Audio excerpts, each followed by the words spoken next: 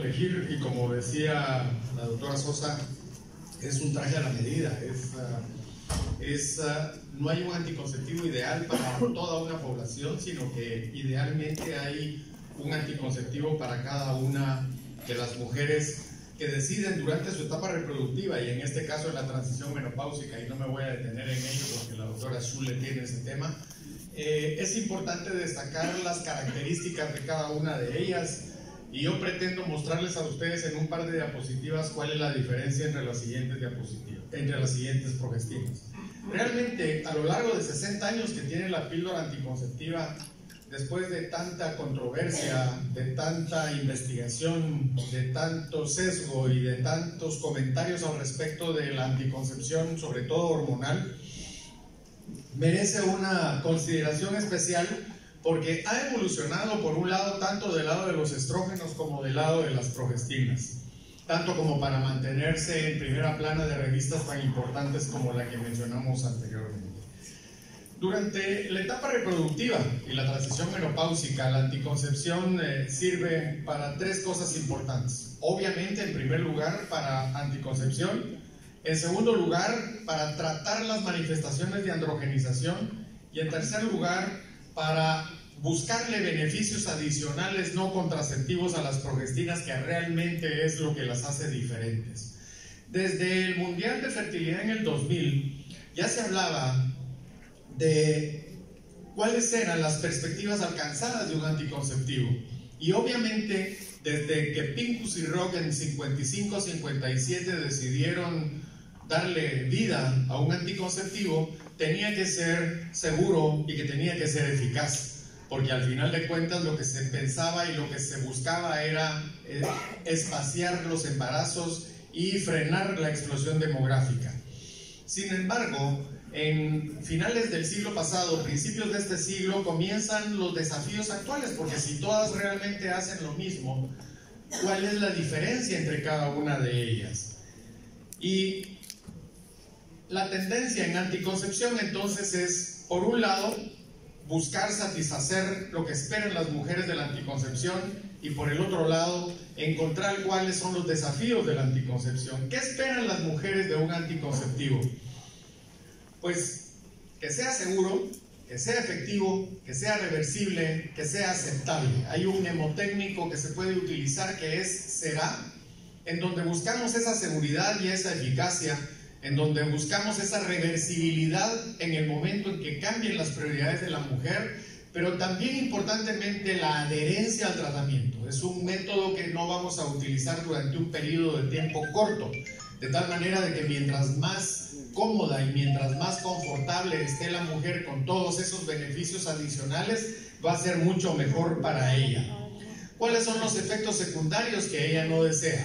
Ustedes no me dejarán mentir que cuando hablamos de anticoncepción estamos pensando, o está pensando la usuaria, número uno, en no ganar de peso.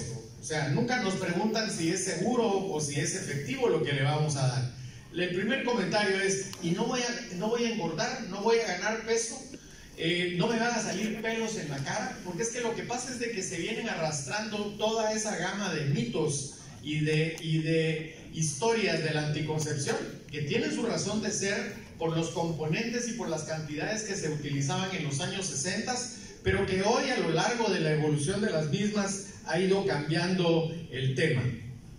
De tal forma que aumento de peso y manifestaciones de androgenización son dos aspectos a considerar cuando decidimos cuál es el método a utilizar.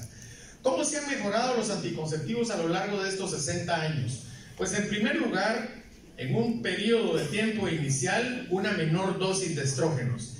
Y en segundo lugar, a finales del siglo pasado, a principios de este siglo, cambios de estrógenos de etinilestradiol por 17-beta-estradiol o por estradiol.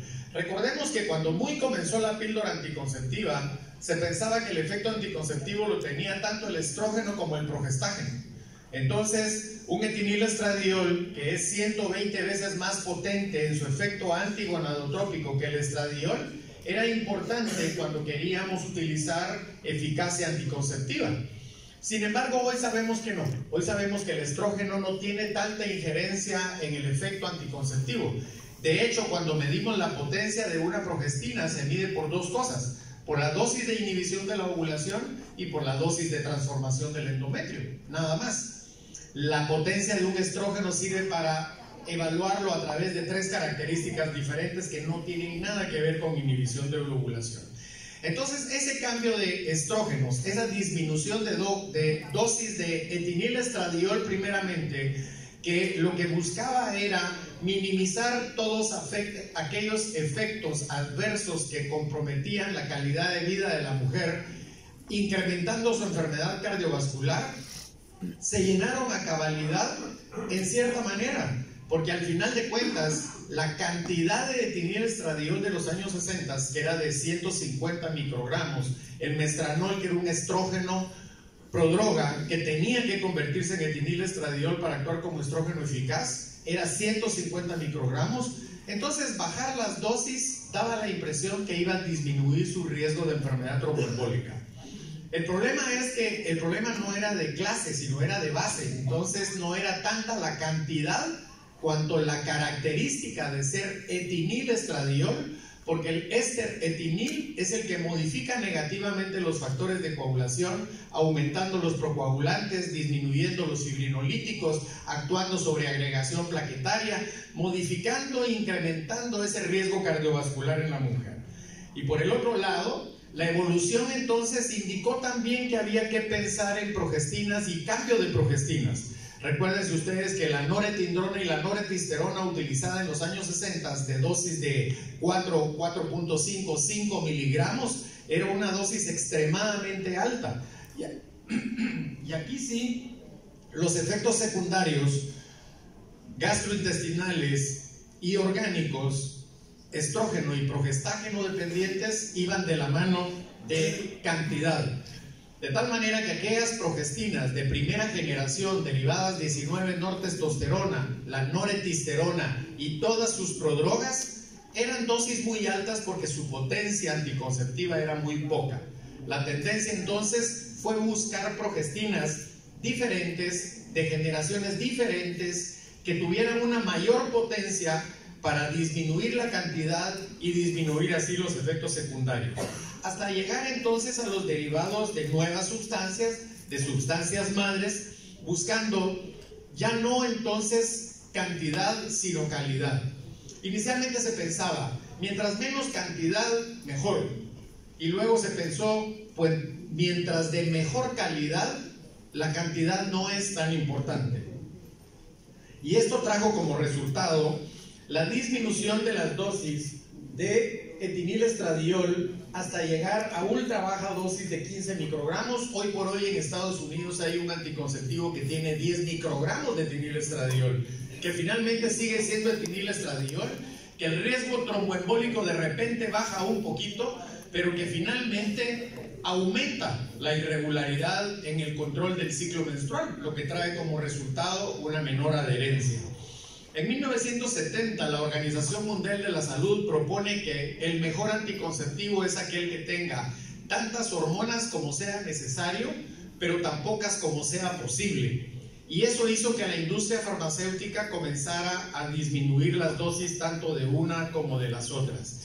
Y en el siglo XXI aparece entonces la tendencia a utilizar el estrógeno con el afán de encontrar un control del ciclo, y ese podía ser con etinilestradiol o con 17-beta-estradiol, solo que el 17-beta-estradiol, por ser un estrógeno natural, no impacta negativamente sobre los factores de coagulación.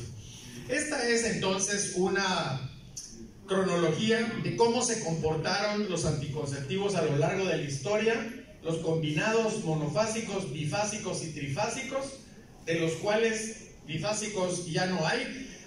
Leishner-Fixton, que fue la investigadora de los trifásicos, lo único que buscó fue encontrar un anticonceptivo que se comportara lo más parecido al ciclo menstrual.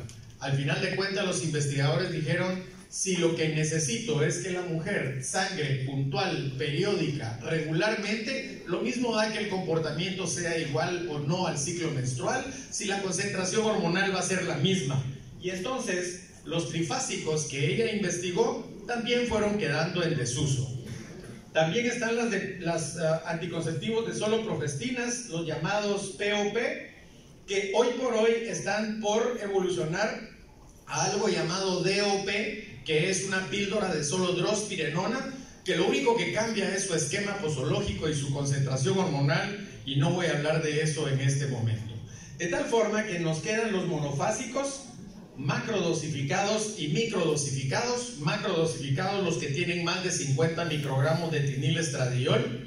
Estos ya no existe ninguno en el mercado, y nos quedan solo los microdosificados, los que tienen 3 líneas de acción. Por un lado, los derivados de la 17-alfa hidroxiprogesterona, el acetato de medroxiprogesterona, el acetato de ciproterona, el acetato de clormadinona, con características especiales que vemos en la diapositiva siguiente. Luego, pensando siempre en potencia y en disminuir las dosis, se llega a los anticonceptivos de primera generación. Lo decíamos, derivados 19 nortestosterona, norendisterona y todas sus prodrogas. Los de segunda generación, levonorgestrel, lo que da lugar a la salida de las progestinas más potentes que salieron en su momento al mercado, las de tercera generación, norgestimato, desogestrel, gestodeno, de las cuales la más potente era el gestodeno. 40 microgramos diarios de gestodeno para inhibir la ovulación, cuando de norendisterona son 2.5 miligramos la dosis. Para que ustedes tengan una idea muy rápida, cuando hablábamos de las anticonceptivas de los años 60, una píldora anticonceptiva tenía 4 miligramos de norendisterona. Las de finales del siglo XX tenían 2.2 miligramos, sumando la cantidad de estrógenos y la cantidad de progestinas de toda la caja. Menos de la mitad de lo que tenía una píldora de los años 60, lo que traía como resultados un menor impacto negativo en cuanto a efectos secundarios y eventos adversos. Aparece los derivados de 17-espirolactona 2, la espironolactona, que es un diurético, y la drospirenona. En su momento se le dio a esta progestina la característica de cuarta generación. No, esta es una generación totalmente diferente, pero no es una cuarta generación, porque la cuarta generación, si bien aparece después de la drospirenona, es una generación en donde aparecen las progestinas derivadas 19 nortestosterona no etilinadas. Uno es el dienogest y lo vemos en la siguiente diapositiva. ¿Por qué? Porque primera, segunda, tercera y cuarta generación se refiere solo a todas aquellas progestinas derivadas 19 nortestosterona. En esta diapositiva pensé cuando hice esta diapositiva estar sentado del otro lado del escritorio cuando la industria farmacéutica llega a ofrecerme toda la gama de anticonceptivos, y finalmente yo, que sé de progestinas y que sé de estrógenos, no sé para quién, cuál, cómo, cuándo, porque aparece una industria que me dice que su anticonceptivo es el mejor, luego llega la otra que es el mejor, y resulta que yo no termino de entender en qué consiste la diferencia de estas. De tal forma que me permití ir poco a poco, paso a paso en ellas, mencionando por un lado los derivados de la progesterona. Aquí hay 2 líneas, los derivados del pregnano y los derivados del norpregnano. Y por el lado de la testosterona están los etilinados y los no etilinados. Los etilinados son primera, segunda y tercera generación, y aunque no es un anticonceptivo, menciono acá la tibolona porque estamos en un congreso de climaterio y muchas veces prescribimos tibolona y no sabemos de dónde deriva. Es una progestina que tiene un efecto gonadomimético, pero que finalmente es un derivado 19 nortestosterona. Por el otro lado, los no etilinados, el dienogest, y decíamos una cadena diferente que son los derivados de la espirolactona como la drospirenona. ¿Cuál es la diferencia de todas estas progestinas? Pues cuando hablamos de los derivados del pregnano, son derivados de 17-alfa hidroxiprogesterona, tienen una actividad y una capacidad antiandrogénica. De hecho, la más potente de las antiandrogénicas está en este grupo de progestinas, es el acetato de ciproterona, y lo menciono en otra diapositiva. Pero lo importante de destacar también es que recientemente, aunque no de investigación reciente, porque no hay ninguna progestina que tenga menos de 25 o 30 años de estar en investigación, recientemente, en los últimos 10, 15 años y de ahí para acá, aparecen anticonceptivos que tienen derivados del 19-norpregnano. De todos estos que están acá, me refiero específicamente al acetato de nomegestrol, y lo explico adelante, que tienen la característica de que por ser derivados 17 alfa hidroxiprogesterona, pero no del pregnano, sino del 19-norpregnano, no tienen un efecto antiandrogénico potente. El 75% de todas aquellas mujeres que están en etapa reproductiva no necesitan beneficios adicionales, necesitan un anticonceptivo seguro, eficaz, que le brinde características importantes sin meterse a complicaciones y a complejos mecanismos dentro de su organismo. En ese 75% podemos perfectamente meter a aquellas mujeres que solo necesitan un anticonceptivo. Y aquí está el acetato de nomegestrol, del que vamos a hablar un poco más adelante.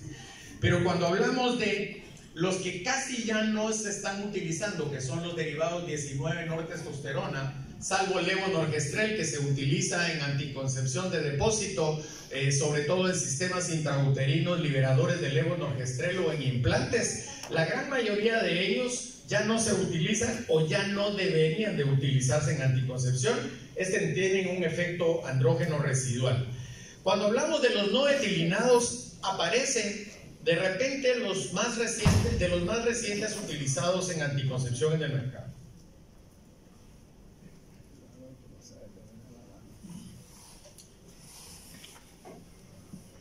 Y aquí está Dienogest.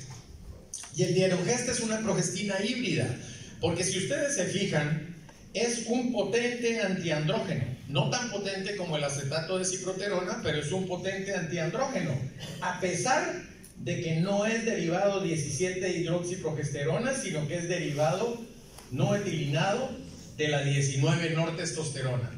Ayer la doctora Doris hablaba algo al respecto de las características importantes de ser una progestina híbrida, hablaba un poco de líbido, hablaba de inhibición de la ovulación y el impacto que tiene algunas veces eso en la libido de la mujer en etapa reproductiva. Con Dienogest tenemos una buena progestina porque nos permite, al tiempo que inhibe la ovulación, es un derivado 19-nortestosterona, al tiempo que tiene efectos antiandrogénicos, es un derivado androgénico 19-nortestosterona, entonces tiene una característica especial. Y luego están los derivados de espirolactona, la drospirenona, que tiene, a diferencia de todas las demás, un efecto antimineral o corticoide. Entonces, cuando vemos esta diapositiva y vemos acá todas las progestinas y todas las características de ella, ¿qué las hace iguales? ¿El efecto progestagénico? Sí, todas tienen efecto progestagénico porque todas son anticonceptivas, porque todas transforman el endometrio, porque todas inhiben la ovulación. ¿Todas tienen efecto antiandrogénico? No, ya no son todas. Ya son solo las derivadas 17 alfa hidroxiprogesterona derivadas del pregnano, también el Dienogest y también la drospirenona. ¿Qué ventaja tiene la utilización de progestinas antiandrogénicas?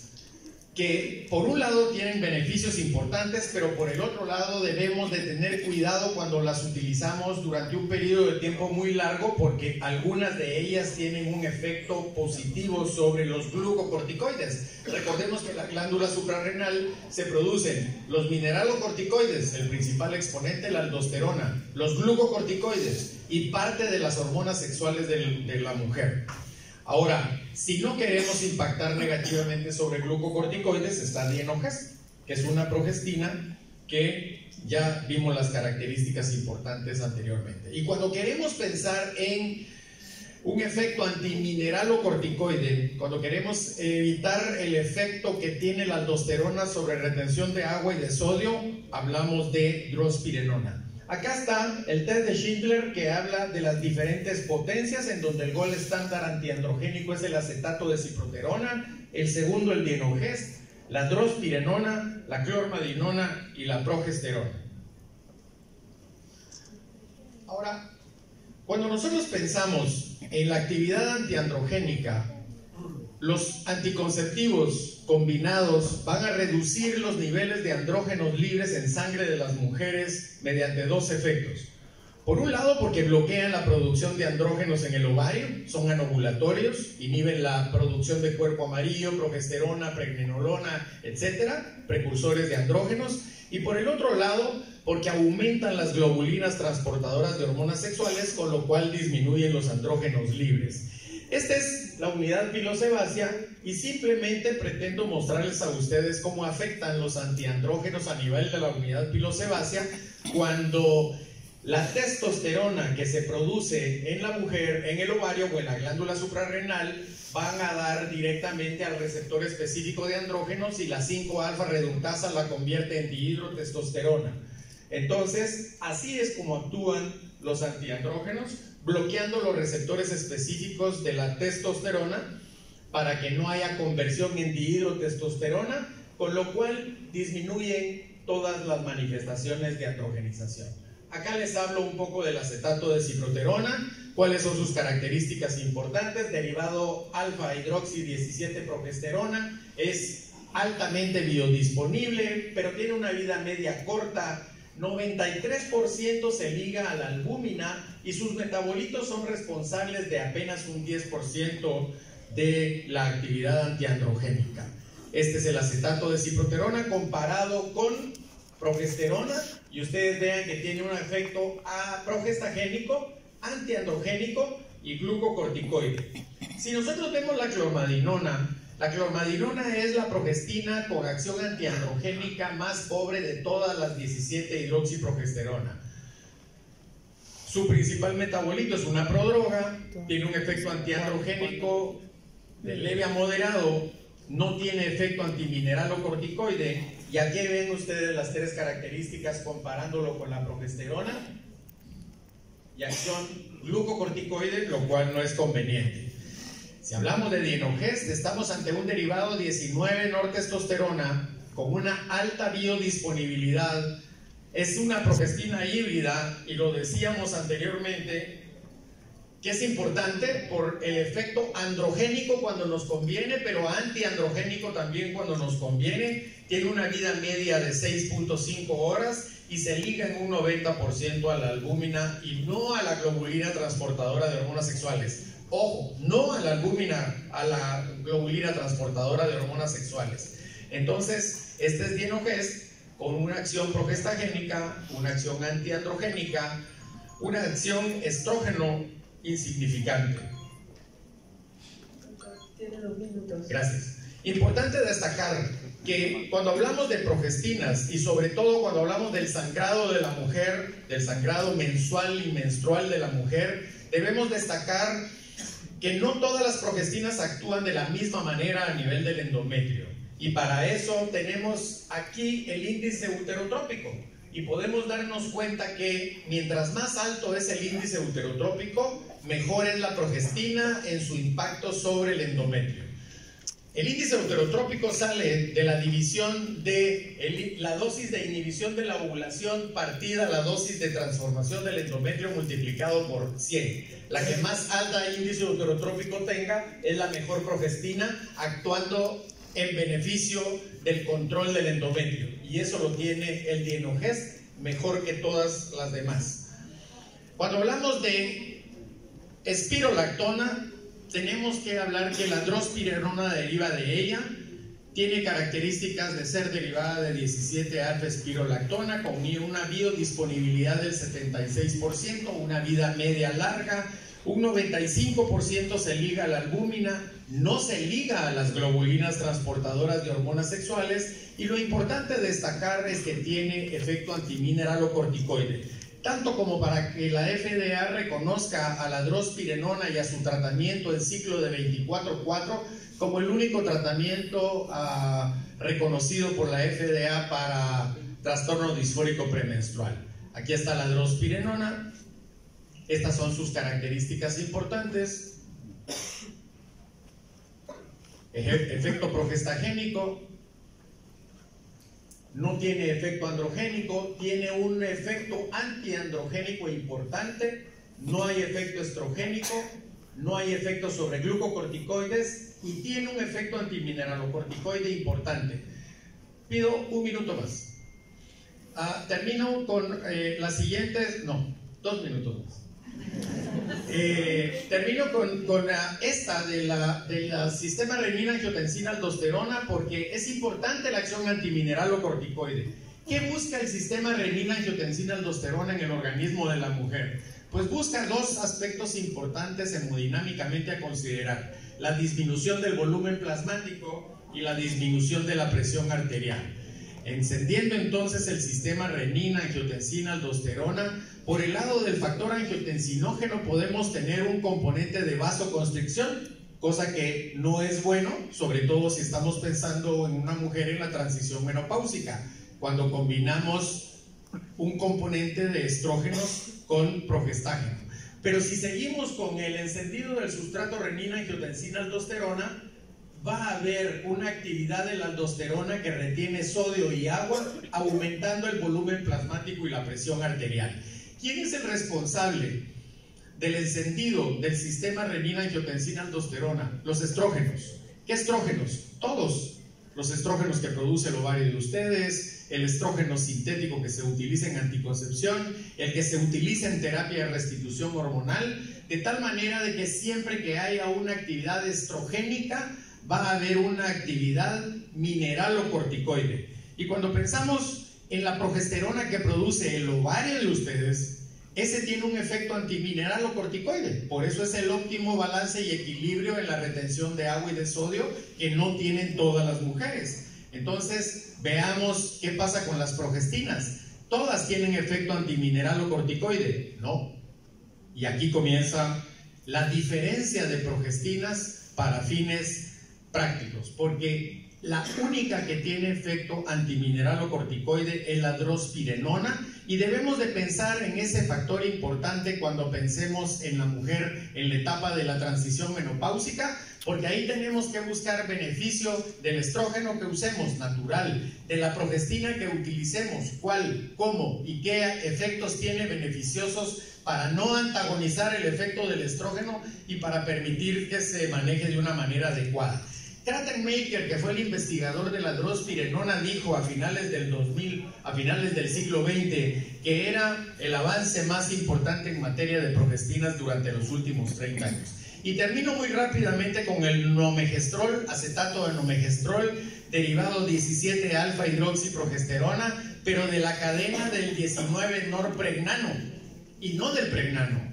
Entonces, no tiene efecto antimineralocorticoide y tiene la característica importante de que tiene efecto progestágeno, anticonceptivo, no tiene efecto androgénico, tiene un muy pobre efecto antiandrogénico para fines prácticos, no tiene efecto glucocorticoide, y eso es importante en aquella mujer en etapa reproductiva sana que simplemente lo que busca es un anticonceptivo noble, que tiene un estrógeno natural, que además tiene un derivado 17-norpregnano, que va a favorecer entonces que el comportamiento de su ciclo sea muy parecido al de su ciclo menstrual, con dos hormonas muy parecidas a las hormonas que produce el ovario.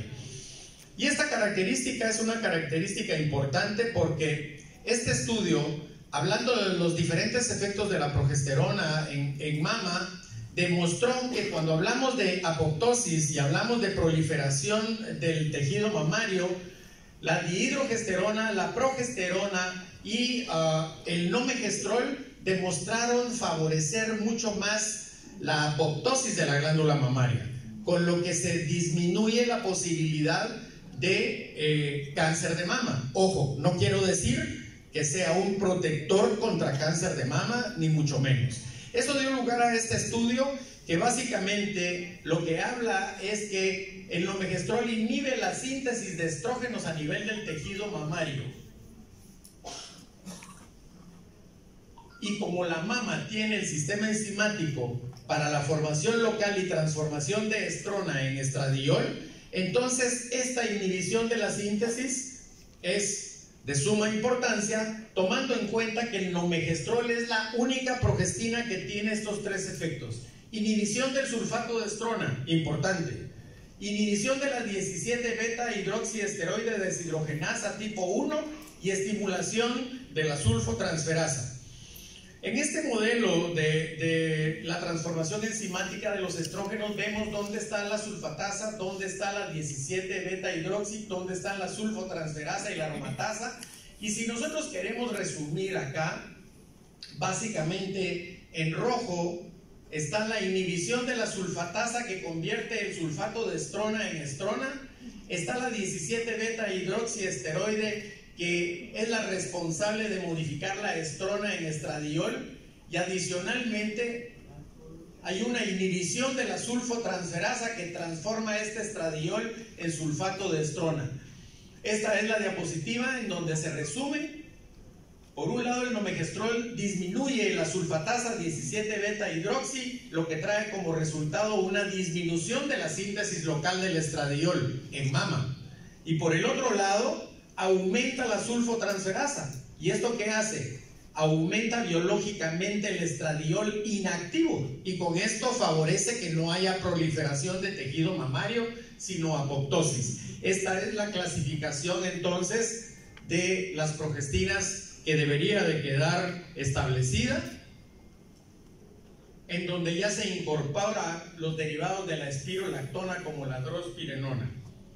Como conclusiones, los anticonceptivos que contienen progestinas antiandrogénicas y no antiandrogénicas mantienen una alta eficacia anticonceptiva, un buen control del ciclo, tienen beneficios adicionales no contraceptivos, en este caso en particular antiandrogénicos, son muy bien tolerados, no tienen ningún cambio relevante en el metabolismo y en funciones hepáticas. La diferencia está determinada por el impacto glucocorticoide desfavorable, por la acción sobre el sustrato renina, angiotensina, aldosterona que solo tiene la drospirenona, y por la potencia antiandrogénica.